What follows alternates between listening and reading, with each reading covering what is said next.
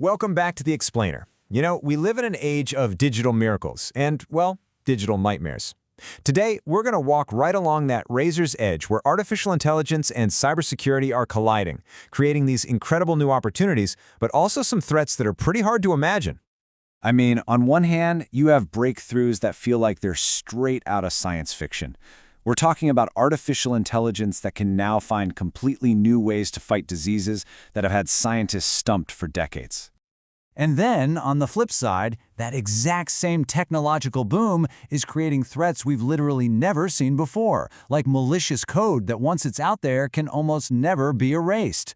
So how do we possibly harness all the good without getting completely overwhelmed by the bad?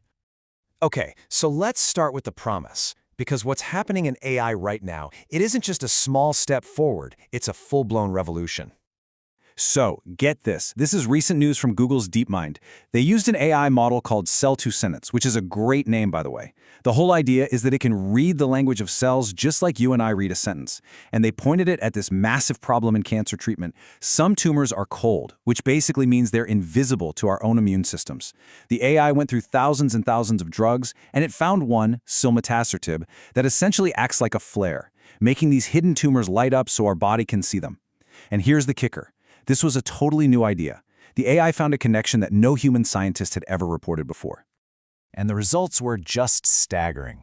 The AI's discovery led to a 50% jump in what's called antigen presentation, which, in simple terms, means it made the cancer cells 50% more visible to the immune system's radar.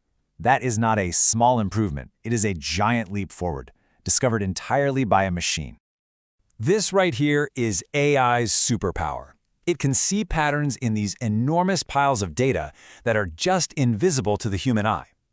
We're not just talking about making research faster. We are talking about making discoveries that were just plain impossible before. And this kind of intelligence isn't just staying in the lab. Nope, it's coming to the devices we use every single day. Microsoft is building its AI assistant, Copilot, right into Windows. And The Verge put it perfectly. Our PCs are becoming less like passive tools and more like active partners. So what this really means is a huge change in how we even use our devices. We're moving past just keyboards and mice. We're going to be just talking to our computers, letting the AI see our screen to help us fix things, and even giving it permission to take actions for us. And this kind of power is becoming available to everybody incredibly fast. Perplexity, a company that makes this really advanced AI-powered browser, just dropped its $200 a month paywall. Their Comet browser is now free for everyone. Now, of course, when things grow this fast, you're gonna have problems. A fake Comet app popped up on Apple's App Store, and researchers found a data leak pretty quickly. But maybe the biggest sign of its impact was the dip in Google's stock price right after the announcement. It just goes to show the AI race is really heating up, and the big players are definitely getting nervous.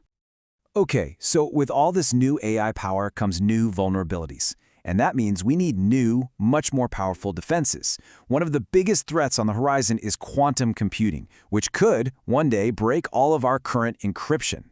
That's where post-quantum cryptography comes in. It's a whole new kind of encryption that's designed to be quantum-proof from the ground up. Well, the good news is, some companies are already getting ready for this. The secure messaging app Signal just upgraded its entire encryption protocol to be quantum-resistant. That makes it one of the very first major apps to be ready for the quantum age. But, you know, for every new shield that gets built, a new sword is being forged. This kind of technological progress, it doesn't just solve old problems. It creates entirely new battlegrounds. Okay, think about this for a second. Foreign hackers breached the Kansas City National Security Campus. This is a facility that makes 80% of the non-nuclear parts for the entire U.S. nuclear arsenal. And how did they get in? It wasn't with some crazy, futuristic cyber weapon. They got in through a vulnerability in Microsoft SharePoint, the same kind of software used in offices all over the world. This is such a stark reminder that in our digital world, a simple flaw in everyday business software can become a massive threat to national security. The old lines between civilian and military tech, they've completely vanished. But what if the malware couldn't even be deleted? That's the terrifying idea behind this brand new technique called ether hiding, which is being used by North Korean hackers. What they're doing is storing their malicious code on public blockchains, like Ethereum.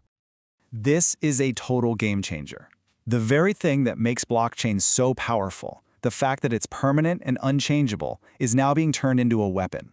By putting their malware on the blockchain, hackers are basically creating a command server that can't be taken down.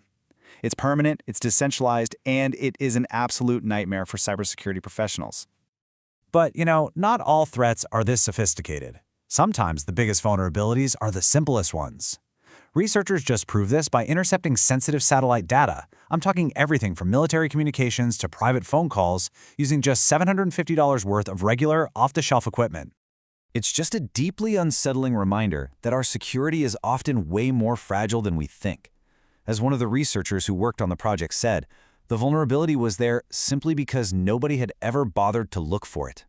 And this really shows the brand new trust problem with AI itself. The OODA loop, that's observe, orient, decide, and act. It's basically how we describe an AI's thinking process. But the scary part is, at every single one of those steps, the whole process can be corrupted. Data can be poisoned, models can be manipulated, decisions can be biased, and actions can be hijacked. And this gets way more dangerous as we move towards what's called agentic AI. That's AIs that can act on their own without a human telling them what to do. If these AIs are fed bad information, they can make really bad decisions at lightning speed, creating a whole new kind of threat that comes from the inside. All right, finally, let's get into the gray areas. The really messy compromises that we all make every day between convenience and security and our own privacy.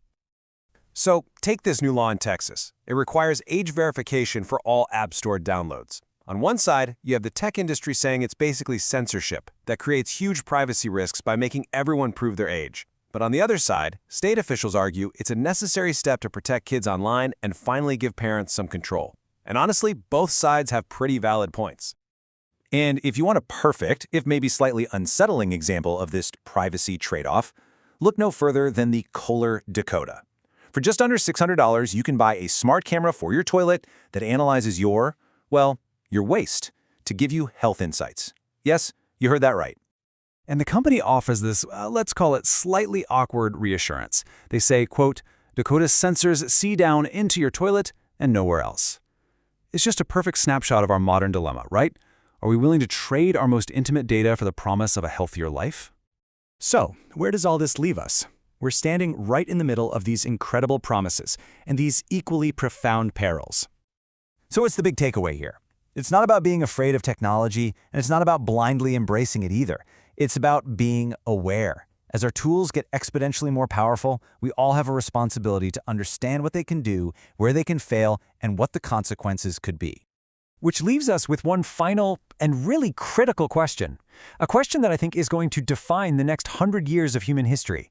As our tools become smarter than us, who is ultimately in control? Something to think about. Thanks for joining me.